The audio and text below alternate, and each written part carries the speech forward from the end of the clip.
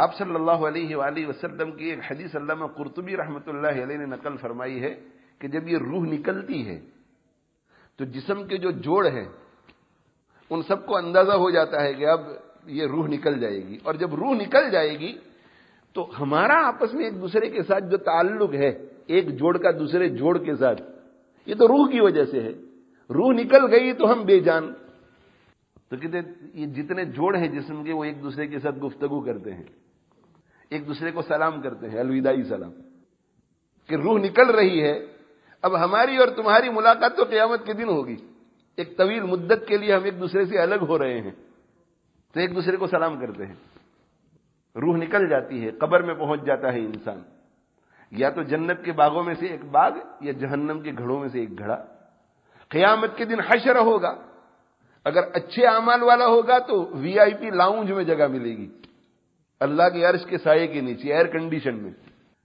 اور اگر برے اعمال والا ہوگا تو بس پریشانی ہی پریشانی، پتہ نہیں در در کی ٹھوکریں کھا رہا ہوگا، پھر حساب، پھر پل صراط، اتنے میں بھی اگر صفائی نہیں ہوئی تو پھر جہنم، اور اگر صفائی ہو گئی ہے تو جنت، اور اگر ایمان کے بغیر گیا ہے تو جنت کی خوشبو بھی نہیں پائے گا۔ تو کہا کہ قبر میں رکھ دیا جائے گا، قبر سے جنت جہنم کا مقدمہ شروع ہو جائے گا، وَنُفِخَ فِي الصُّورِ، اور سور میں پھونک دیا جائے گا۔ یہ نفخہ ثانیہ ہے، پہلی مرتبہ جب سور میں پھونکا جائے گا، وَنُفِخَ فِي الصُّورِ، سور میں پھونک دیا جائے گا، فَصَعِقَ مَن فِي السَّمَاوَاتِ وَمَن فِي الْأَرْضِ إِلَّا مَن شَاءَ اللَّهُ۔ تو کائنات میں جتنے بھی زندہ لوگ ہیں وہ سب کے سب مر جائیں گے۔ ثُمَّ نُفِخَ فِيهِ أُخْرَى، پھر ایک طویل مدت کے بعد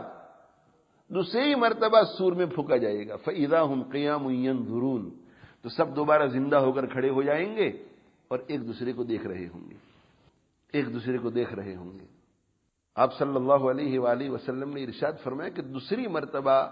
پہلی مرتبہ سور پھونک دیا جائے گا، سور پھونکتے ہی کائنات میں جتنے بھی ذی روح لوگ ہیں وہ سب کے سب مر جائیں گے،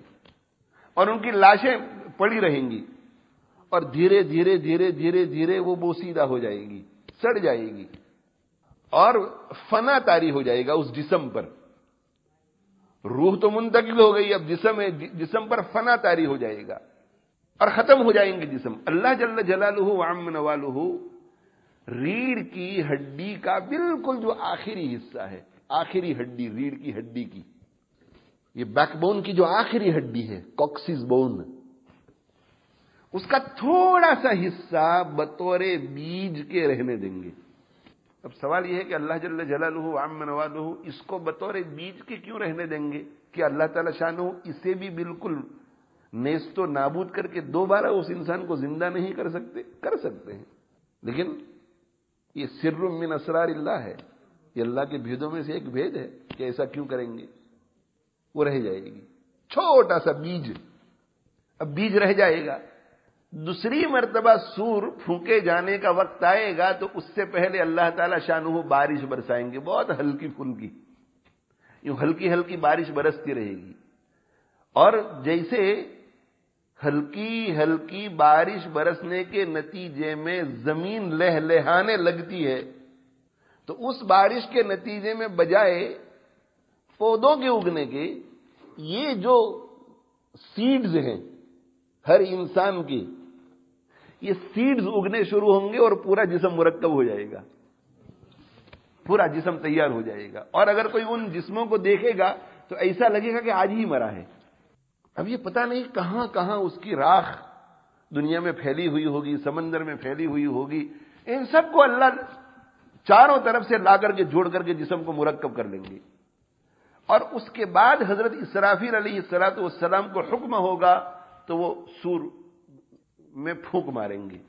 جب سور میں پھونک ماریں گے، وہ سور کو پھونکیں گے تو جتنی روحیں ہیں وہ سب سور میں سے نکل نکل کر پوری دنیا میں پھیل جائیں گی، اور ہر روح اپنے جسم کو جہاں کہیں وہ پڑا ہوا ہوگا تلاش کر لے گی اور اندر داخل ہو جائے گی۔